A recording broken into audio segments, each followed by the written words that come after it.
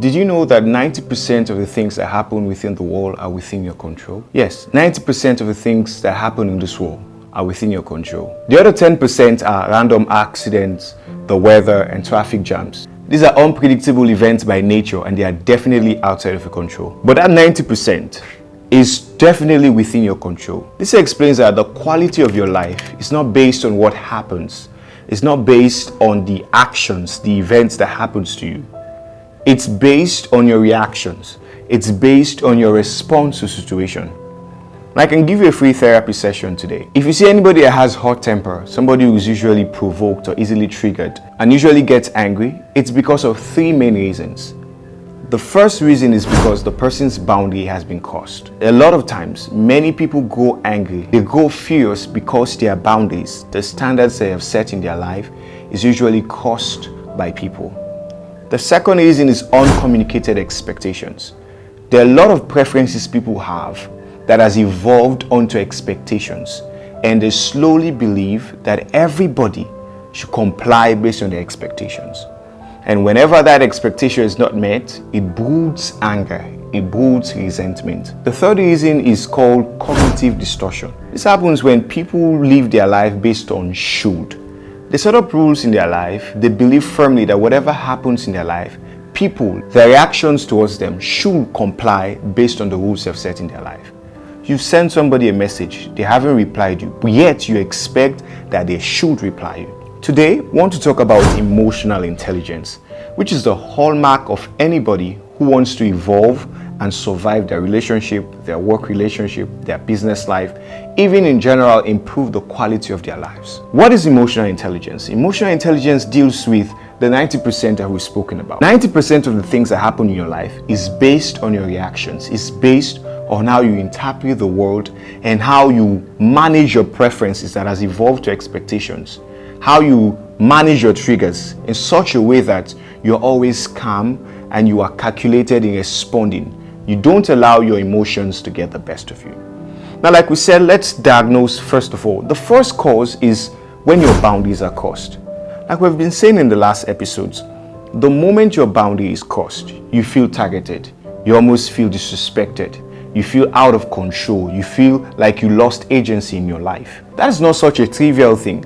That's why, as much as possible, the moment your boundary is crossed, it's based on how you respond. The moment somebody slips in an icy word and just insults your intelligence, all boils down to how you react towards it. Somebody might tell you that you look too good, or somebody might tell you look too stupid.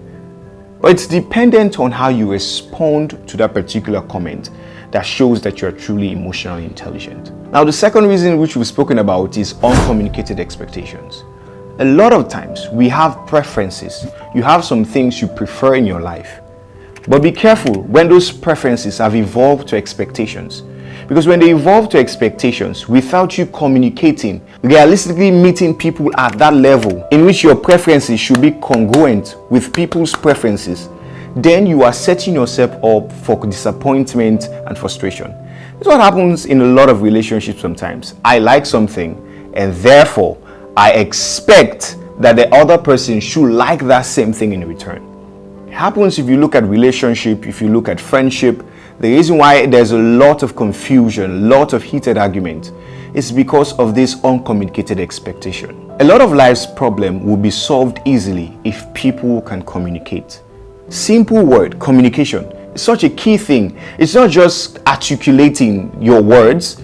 It's mainly based on communicating effectively, reassuring the other person, telling them your preferences, telling them your choices, telling them your outlook, your viewpoint, your point of view in life.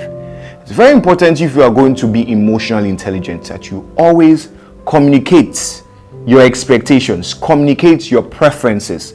Because at a particular point in life, when those preferences, those things you like, the way that you want to be treated, how special you want to be treated, how you want to be pampered, how you want to be spoken to, how you want to be looked at, if those things are not communicated, you are going to be frustrated. You are going to feel like your boundaries are crossed, and then you are going to feel disrespected and unloved. If you develop the capacity to handle that part, even within argument, you are able to communicate your expectations.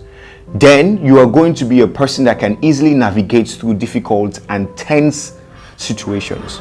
Now, like we said, communication is not just listening to reply, it's listening to understand.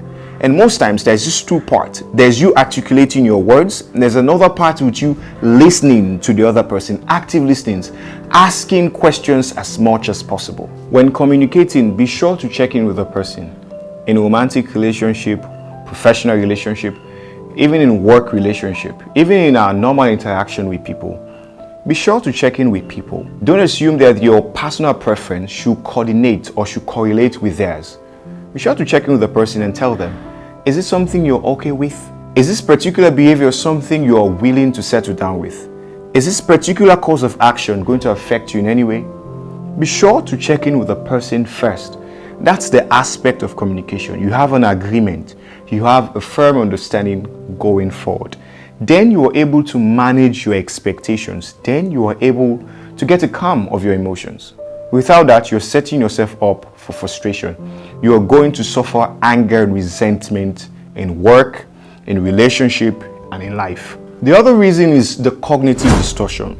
That mindset of should. Now, you called up somebody, and then in return, you expect that they should call you. You love somebody, and then in return, you expect that they should love you in return. Your boss dumps a lot of work last minute, and then you expect that they should understand that you also have a life. You see, this should mindset is what is setting us up for failure a lot of times.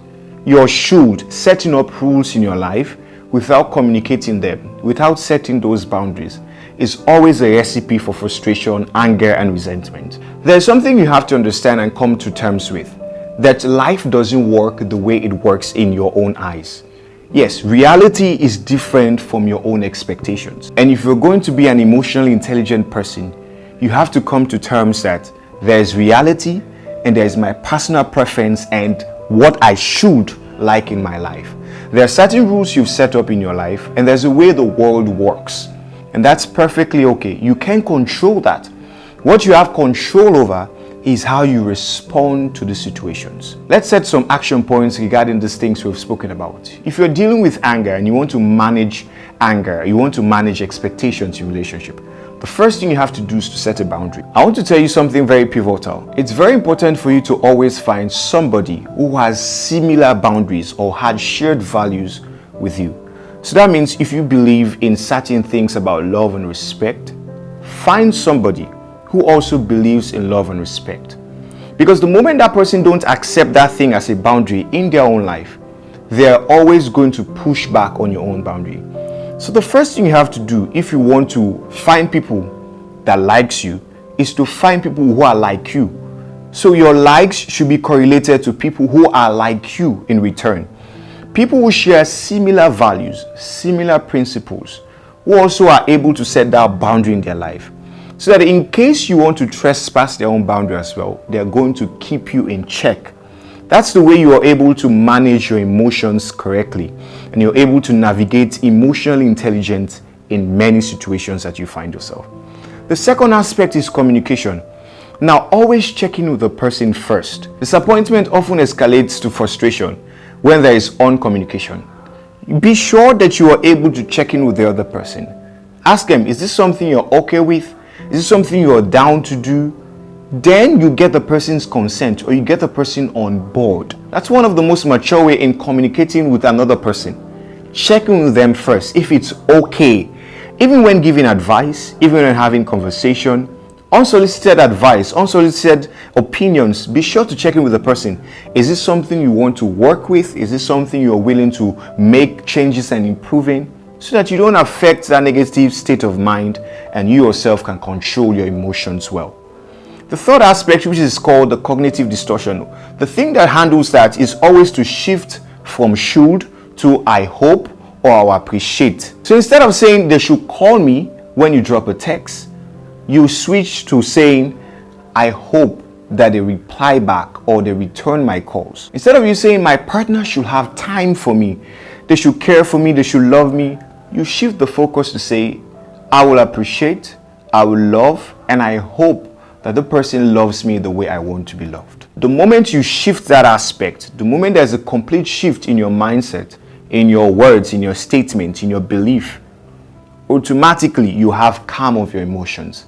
See how easy it is? The moment you shift from they should do it to I hope, then you are not setting yourself up for failure. You are not expecting anything in return.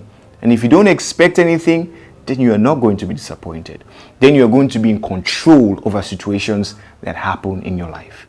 I wish you the best in ensuring that you become emotionally intelligent in navigating situations, relationships, and in life. I'll see you next episode. Cheers.